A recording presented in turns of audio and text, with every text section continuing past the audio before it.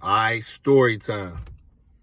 All right, so this had to be 2008. I hadn't been out in LA for about maybe 6 months. This was early. It's around the Grammys time, right? And shit. So I was rolling with my partners, Cheddar, Hustle King, same cats, just rolling around in LA. Now my dog Cheddar used to be the cat in the clique that was real kind of to the streets. So he would always figure little shit out. We'd be having meetings and shit. My nigga Hustle King was rapping. We'd be going to crazy meetings. He just was always had his ear to the street. So we would come up with shit and go, we was doing all kinds of shit.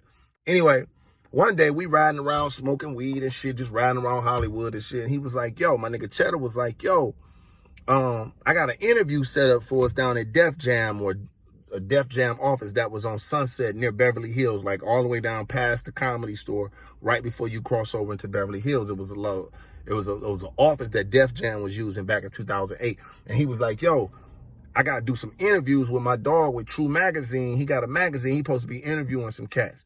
And I was like, at the time, I was the one driving and shit. So I was like, all right, fuck it, I'll drive. We get there and they like, yo, Cheddar didn't want to do the interview. Like, this wasn't his style. He just was a nigga that could get the gigs, but he wasn't nobody that was trying to do a whole lot of talking and interviewing for the camera. He was always behind the camera. But yeah, actually, nigga, Hustle King was like, nah, I'm good. You know what I'm saying? I don't want to do it. You know what I'm saying? I'm good. Kev, you want to do the interview? Now, mind you, I just got to LA. I didn't even know we supposed to be interviewing, You Just Do You, and I'ma Do Me. Rocco. It was a rapper named Rocco. We supposed to be interviewing Rocco. We supposed to be interviewing Chingy.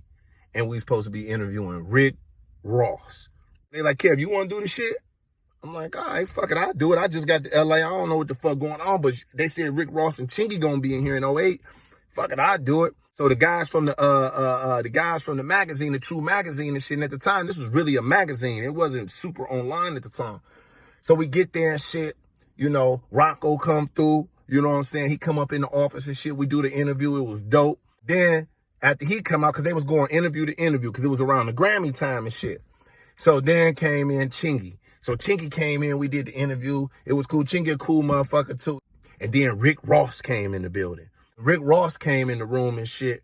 I'm like, oh shit. Now I fuck with Rick Ross. I ain't really tripping off the nigga, but I'm like, damn, that's Rick Ross. These niggas got me here interviewing the nigga. Whatever, let's do the interview. But they got the questions already. Like the magazine already got the questions they want to ask you. Man, I'm straight off the street. I ain't been in LA no time. I sit down, I'm cool as hell. I'm talking to him. I pull out the paper. I read the paper and shit now. Everybody standing on one side of the room is me and Rick Ross and shit. And you know, I'm asking him a question, and I asked him a question about a beef between him and 50 Cent. This is what's on the paper and shit, right? And he got mad. Well, I ain't gonna say he got mad like enraged, but you could tell he was like, what beef? And I'm like, shit, the beef between you and 50. He like, who said it was a beef? Now, mind you, I'm sitting here like, I'm about to start laughing, but I'm like, ain't nobody saying nothing in the room. So I'm like, that's what they saying in the street. Who's saying it? Who want to know? Who want to know if it's a beef between me and 50 Cent? And instead of me saying, you know what? The motherfucking magazine really want to know, nigga. Truth be told, I don't give a fuck. But the interview, they want to know. Instead of me saying that, I just was like, shit, I want to know. He like, no, man. So I tried to move the question on and shit, just keep it moving. And he was like, oh, man, you trying to talk about that, but you just asked me a question about a beef between me and 50 Cent. So in my mind, I'm like, oh, this nigga's getting edgy. He in his jeans a little bit about this shit. So I'm sitting there. He like, man, you got to know what you talking about, man. You got to know what you talking about before you be asking these frivolous questions. And you know what I'm saying? You got to know what you saying. So everybody in the room just looking at shit, right? Because this Rick Ross talking, and I'm sitting up here, I'm trying not to hold my laugh like, nigga, I don't give a fuck about none of this shit, nigga. They're letting him talk. You know, I'm letting him go on to talk, but he only said that shit real quick. He was like, yeah, you gotta know what you saying, man. We shoot 2 twos off a roof. Like he was ranting, right? Now, man, I don't know shit about no beef between him and motherfucking 50 Cent, but whatever I said riled him up, and them motherfuckers at True Magazine sat right there and act like they ain't asked the question, but I had him going. So he was talking shit, but he came back. He was like, yeah, but I respect you, Kevin Tate. I just got to L.A. Now, this nigga was dropping Triller at the time. This was back when the Triller on the way, Triller coming March 14th or whatever the fuck he was saying, right? But he was like, Kev, I respect you because you a hustler. You a hustler for even being in this position to interview. I ain't tripping. I fuck with Rick Ross and shit. But that day, I got that nigga heated.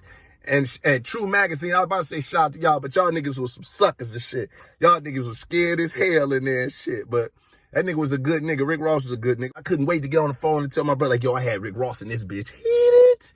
Asking him a question about it, but that wasn't even my question. At that time, I wasn't even listening to radio. I was just moving to LA. I wasn't listening to no motherfucking rap. I didn't give a fuck about Triller. Hustling. That's the only thing I fuck with at that time of Rick Ross. So, but I sat there in the pocket, and that was a big ass day right there, though. But that nigga got mad. Rick Ross, I got him heated. He showed love, and it's been love. That was way back before he got real cracking and shit.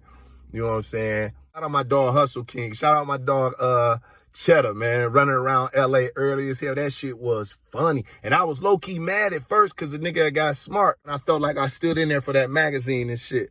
But I got a dope-ass interview out of that shit, man. That was a crazy-ass time, though. I ain't gonna lie. That's some early LA shit, man. So running around LA had me. I went from being a driver to the motherfucking interviewer. So shout out motherfucking Chingy, Rocco, and motherfucking Rick Ross, the boss and shit. For more stories like this, make sure y'all subscribe to my YouTube channel and shit. Click the notification link and get all these stories ASAP. ASAP. It's your man Kevin Tate, and I'm out. Peace.